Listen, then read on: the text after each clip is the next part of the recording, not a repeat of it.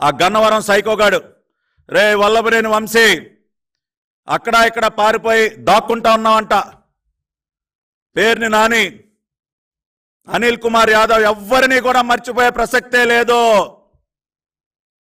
మీ అందరికీ నేను ఒకటి చెప్తా ఉన్నాను, అరే మీరు అంత భయపడబాకండి. ఇందాక చెప్పినట్టు అవినాష్, రే నాని మీ ఇళ్ల మీదకి రాము, మీ కుటుంబ సభ్యులకి జోలికి రాము, కానీ మీరు వాటి నుంచి ఒకటైతే అలవాటు చేసుకోవాలి.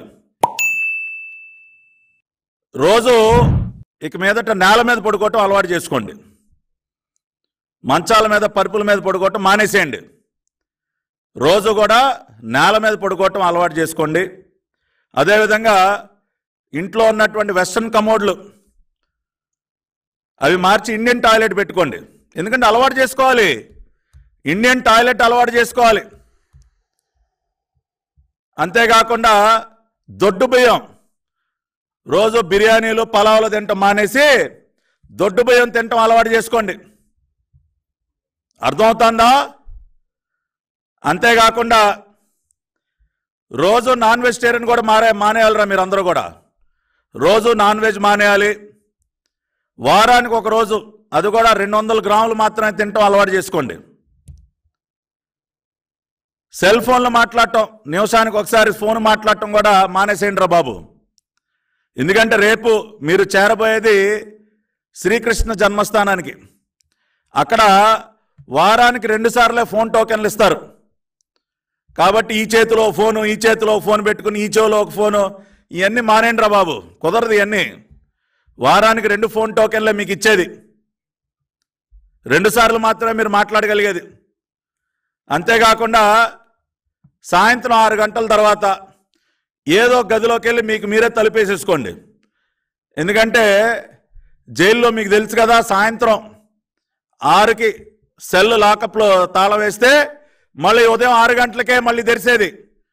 కాబట్టి ఈ సైకో బ్యాచ్ మీరందరూ సాయంత్రం ఏదో గదిలోకి 6 అవగానే ఏదో గదిలోకి వెళ్ళి తాళం వేసుకుని ఉండటం అలవాటు చేసుకోండి.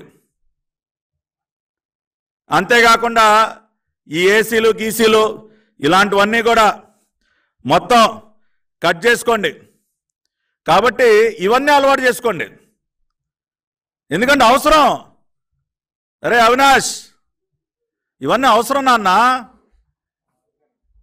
నీలాగా ఇళ్ల మీద పడి నా ఇంటి మీదకి వచ్చావు, నా ఇల్లు మొత్తం ధ్వంసం చేశావు, నా బిడ్డని, నా 8 సంవత్సరాల బిడ్డని భయపెట్టావు రే నువ్వు.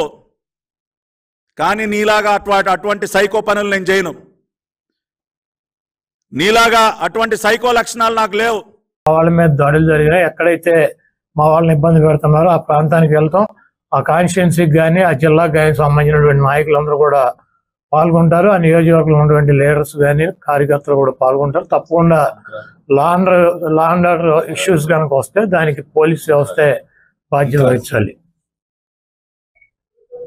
ఎన్నికల కౌంటింగ్ అనంతరం ఈ కృష్ణా జిల్లాలో కానీ రాష్ట్రంలో అనేక మంది తెలుగుదేశం పార్టీ, జనసేనకు సంబంధించినటువంటి నాయకులు, కార్యకర్తలు వైఎస్ఆర్ కాంగ్రెస్ పార్టీ గ్రామ స్థాయి, వార్డు స్థాయి, మండల స్థాయి, నియోజకవర్గ స్థాయి యాక్టివ్గా ఉండేటువంటి లీడర్స్ పైన ఉద్దేశపూర్వకంగా దాడులు చేస్తున్నారు.